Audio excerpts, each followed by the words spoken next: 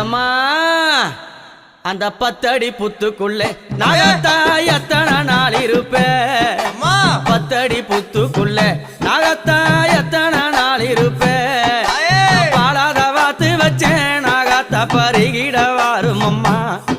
நான் பாலாத வாத்து வச்சேன் நாகத்தா பருகிட வாரும் அம்மா